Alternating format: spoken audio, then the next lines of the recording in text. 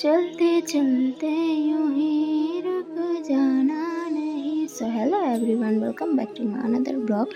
र यो चाहिँ अस्तिको ब्लग हो र मैले पोस्टै गर्नु पाएको थिइनँ। आज चाहिँ म जाँदैछु कलेज र यहाँ म बसको वेट गरिरहेको थिएँ जानको लागि। अनि कलेज गएको गाइस, एक्लै त जानु मिलेन, त्यही भएर साथीको वेट गरिरहेको थिएँ। अनि ऊ पनि आइसकेको थिइन् है भन्दै, अनि यहाँ बस पनि आइसकेको थियो र अब चाहिँ हामी जाने हो। यहाँ चाहिँ हेर्नु न, भ्यू कति राम्रो देख्दैछ, वेदर राम्रो भइरहेछ। सो हामी त्यही वेदरको मजा लिँदै गइरहेका थियौँ। वेदरको मजा गर्दा गर्दा हामी बिरपाडा पनि पुगिसकेका थियौँ र बिरपाडामा पनि अझै एकजना साथीसँग भेट भयो। ऊ पनि बसमा चढिन् र ऊ पनि हामीसँग गइन्। त्यस्तै रमाइलो इन्जोय इन्टरटेनमेन्ट गर्दै हामी चाहिँ बिन्नागुडी पनि पुगिसकेका थियौँ। त्यसपछि यो चाहिँ हो बिन्नागुडीको आर्मी क्याम्प। हेर्न सक्नुहुँदैछ कस्तो मजाको छ नि बिन्नागुडीको आर्मी क्याम्प चाहिँ। मलाई चाहिँ यहाँ आयो भने चाहिँ बिन्नागुडीको आर्मी क्याम्प चाहिँ साह्रै मनपर्छ। त्यसपछि चाहिँ हामी आर्मी क्याम्प पनि पार भइसकेको थियौँ र बिन्नागुडी पनि पार भइसकेको थियौँ। अब चाहिँ हामी कलेजको बाटोमा छौँ। अनि चाहिँ हामीलाई उताबाट जानु पुरै लङ पर्यो भनेर चाहिँ हामी सर्टकट उत्रौँ र सर्टकट बाटो भएर जाँदैछौँ सबैजना कुराकानी गर्दै मजाले इन्जोय गर्दै। वेदर पनि राम्रो थियो आजको। अनि हिँड्दै हिँड्दै हामी चाहिँ रोड पनि पुगिसकेको थियौँ। पुगिसकेपछि चाहिँ यहाँबाट कलेज पनि देख्दैछ गाइस। अनि त्यो चाहिँ हो सर्टकट बाटो र हामी चाहिँ अब कलेजतिर जाँदैछौँ हिँड्दै हिँड्दै।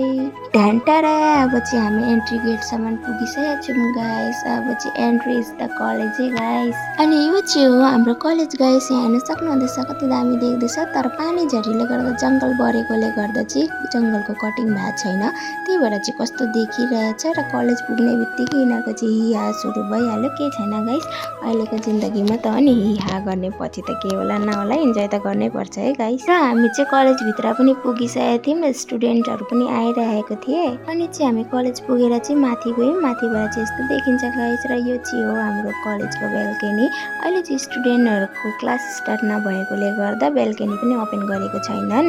आऊ यहाँ हेर्नु न गाइस कस्तो खाली, यो यस्तो खाली प्लेस देख्दाखेरि कस्तो याद आउँछ जतिखेर हामी कलेज पढ्थ्यौँ त्यतिखेर त हाम्रो क्लासको टाइममा कस्तो भिड हुन्थ्यो। यो क्लास अहिले त छैन गाइस। अनि चाहिँ नि गाइस, हाम्रो कलेज आउनुको खासै रिजन चाहिँ के हो भने नि, हाम्रो कलेजबाट चाहिँ फाइनल रिजल्ट दिनु हुँदै थियो। त्यही भएर चाहिँ हामी रिजल्ट लिनको लागि चाहिँ कलेज आएको थियौँ। र यहाँ चाहिँ अहिले लाइब्रेरी रुममा आएको छौँ, किनभने हामीले लाइब्रेरी कार्ड ल्याउनु बिर्सेको थियौँ, ल्याउनु भन्नुभएको थियो। त्यही भएर चाहिँ लाइब्रेरी कार्डको लागि चाहिँ हामी यहाँ लाइब्रेरी रुममा आएको छौँ। त्यसपछि कार्ड पनि लिइसकेको थियौँ र यहाँ सबैजना एक एकजना गर्दै रिजल्ट लिनु जानु हुँदै थियो। अनि हामी रिजल्ट लिने बित्तिकै चाहिँ हामी पास भएर यति खुसी भयौँ गाइस। त्यो खुसीमा चाहिँ साथीले टिफिन पनि ल्याएको थिइन्। अनि हामी यहाँ चाहिँ टिफिन खान पनि बसेको थियौँ। अनि चाहिँ हामी टिफिन सिफिन खाइसकेर चाहिँ कलेजबाट निस्क्यौँ र हामी जाँदै थियौँ अहिले बस स्ट्यान्ड, चौपत्ती नै भनिदिउँ न। अनि यहाँ चाहिँ हामी चौपत्ती पनि पुगिसकेको थियौँ। चौपत्ती पुग्दा नपुग्दा वेदर हेर्नु न कस्तो अँधेरो भइसकेको थियो, पानी पर्ला जस्तै गरेर। पानी पर्ला पर्ला भनेर पर्नै थाल्यो पानी। अनि त्यही भएर हामी चाहिँ कुद्दै आयौँ यहाँ दोकानतिर बस्नको लागि एकछिन पानी रहोस् भनेर। अनि बस्दा बस्दा चाहिँ हामीलाई के खानु मन लाग्यो क्या। अब पानी परेको बेला फेरि दोकानमै बसेको थियौँ। अनि के खानु मन लाग्यो, फर्स्ट चाहिँ हामीले कुरकुरे खायौँ। अनि कुरकुरे खाँदा खाँदा साथीहरूले चाहिँ फेरि यहाँ घुगुनी अर्डर गरेछन्। अनि घुगुनी मगाएर चाहिँ यहाँ ल्याइदिनु भयो अङ्कलले। त्यसपछि चाहिँ घुगुनीको साथमा चाहिँ बन पनि अर्डर गरिन्। अनि बन पनि मगाएर चाहिँ यहाँ ल्याइदिनु भयो दादाले। अनि म चाहिँ यिनीहरूको घुगुनीमा कुरकुरे हालिदिँदै थिएँ गाइस। अनि त्यसपछि चाहिँ साथीहरूले भन्नु थाल्यो तँ पनि बनसँग ट्राई गर्दा घुगुनी भन्नु थाल्यो। अनि मैले पनि ट्राई गरेँ। अनि पानी परेको बेलामा त ठन्डा ठन्डा मौसममा त तातो तातो चिज त मजै आउँछ। अनि त्यो खाइसकेर म चाहिँ फेरि कुरकुरे नै खान थालेँ गाइस। मगाउनु त म पनि मगाउँथेँ, तर म चाहिँ त्यस्तो बाहिरको चिजहरू खाँदिनँ नि त, त्यही भएर चाहिँ मैले मगाइनँ। सो आई होप गाइस तपाईँहरूलाई मेरो भ्लग राम्रो लाग्यो होला। त्यसमा लाइक कमेन्ट सब्सक्राइब गर्नु नबिर्सिनु होला।